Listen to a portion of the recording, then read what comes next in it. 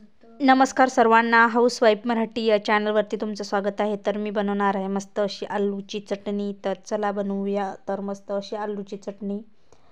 तर आलूची चटणी बनवण्यासाठी मी आलू घेतले आहेत। तर आलूचे मी हे असे छोटे असे काप तयार करून घेते। तर सर्व आलू मी चिरून घेतले। तर आलूमध्ये मी आता पाणी टाकून घेते मस्त असं। तर मी आलू आता उकडायला ठेवते। तर मी आता गॅसवरती आलू मस्त असे उकडायला ठेवले आहेत।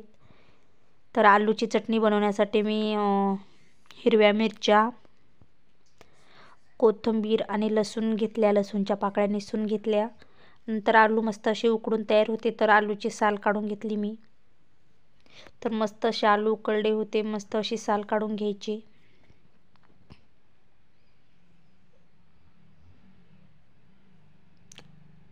तर मस्त असे आलू उकडून मस्त असे मी घेतले।